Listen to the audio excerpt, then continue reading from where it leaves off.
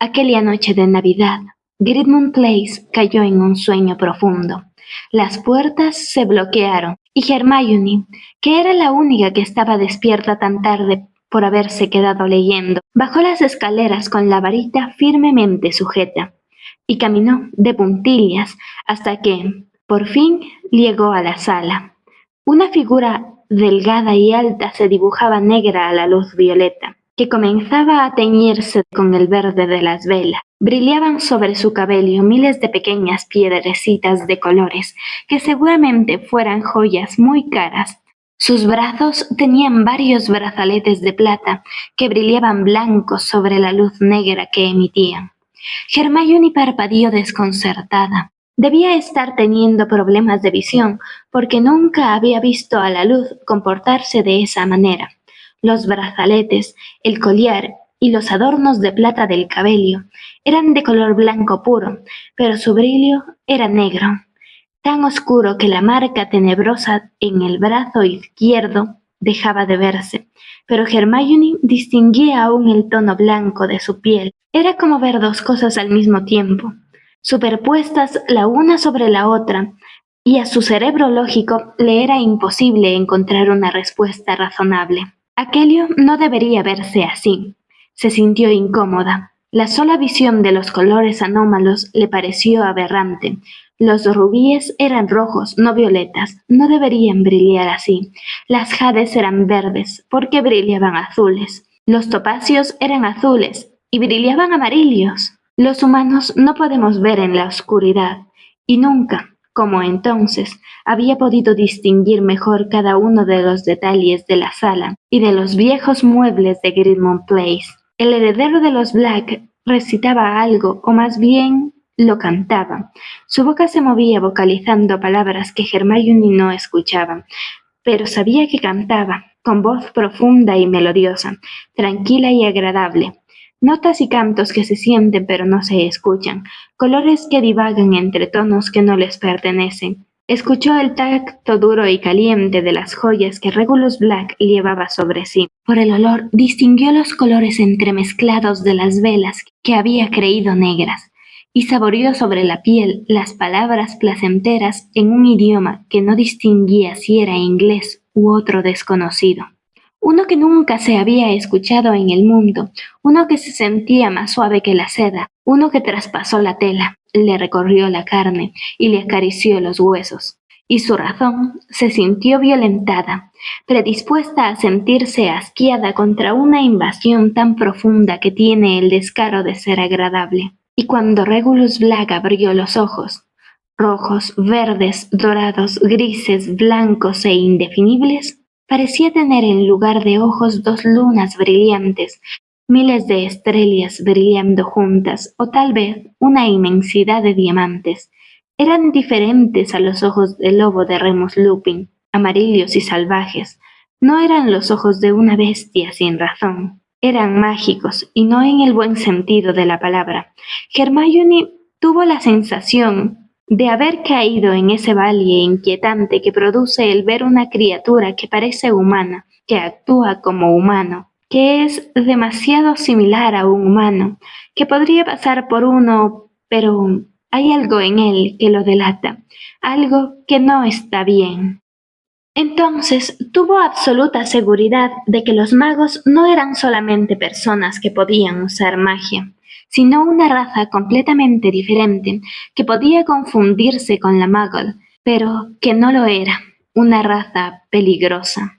Regulus no parecía contento de verla, y Elia pudo saborear su molestia. Arrodillado en la sala de Gridmont Place, el más joven de los Black parecía un demonio, el mismísimo Lucifer, preparando su fiesta de las brujas, y de repente tenían sentido todas esas historias que los muggles actuales habían llamado fruto de la ignorancia del pasado. Cabello castaño oscuro, casi tan largo como el de su hermano, piel blanca que se escuchaba suave a la vista, túnicas claras que parecían devorar la luz que las rodeaba, labios enrojecidos, un prendedor de oro y piedras preciosas cerrando la capa, adornos de cabello, brazaletes plateados en los antebrazos y los dedos recubiertos de anillos. No entraba en el canon de belleza masculina actual, pero era realmente un regalo para los ojos, o mejor dicho, para sus sentidos erráticos que ya no se acordaban qué función desempeñaban y se encargaban de todas al mismo tiempo. Y su mente consciente, esa parte donde aún luchaba por mantenerse despierta la razón, evocó dos palabras: magia oscura. Recordó una clase de primer año, cuando entre tartamudeos el profesor Quirrell les había hablado sobre los rituales de artes oscuras que algunos magos empleaban en la antigüedad.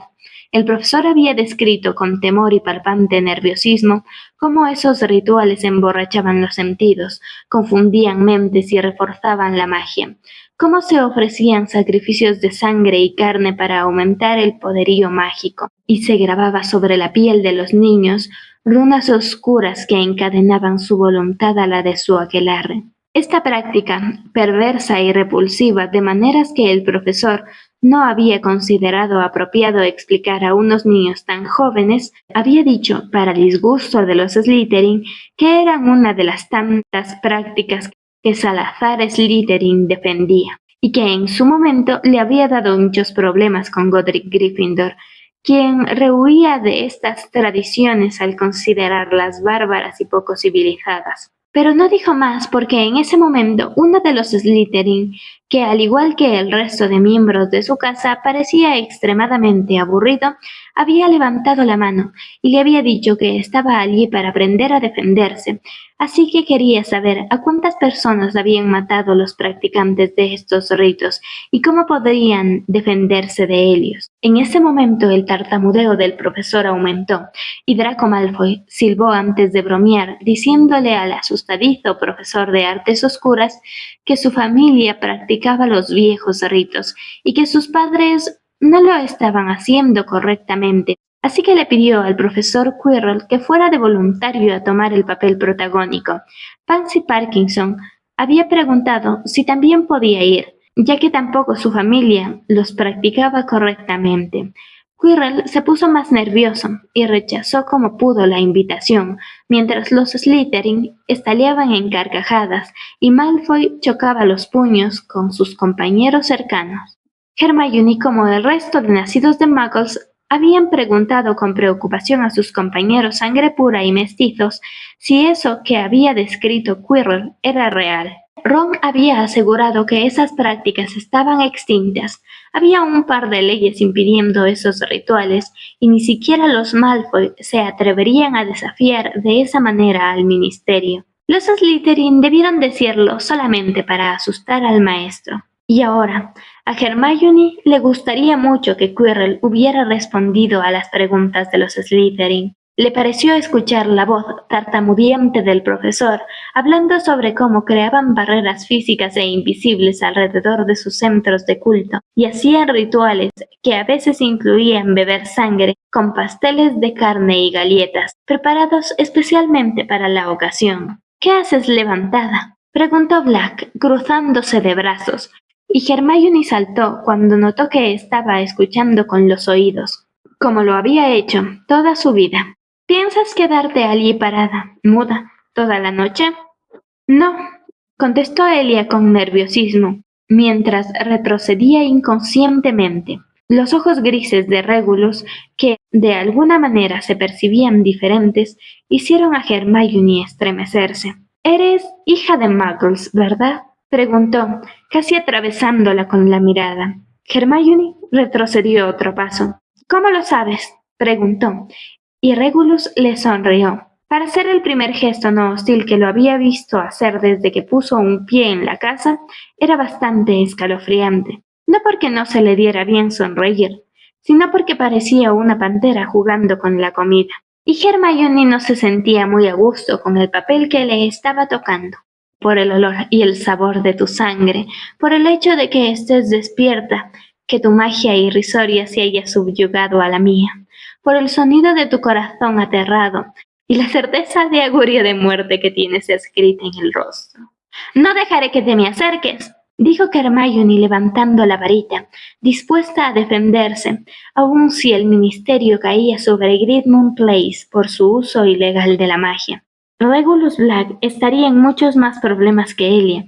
Esos rituales eran ilegales, pero al heredero de los Black pareció importarle muy poco la varita extendida hacia él. ¿Por qué querría acercarme? ¿Acaso crees que soy bueno cocinando? Vamos, ve a la cocina, métete al horno y me avisas cuando estés lista. Hermione lo miró con una expresión entre la estupefacción y la incredulidad. Entonces el más joven de los Black rompió a reír.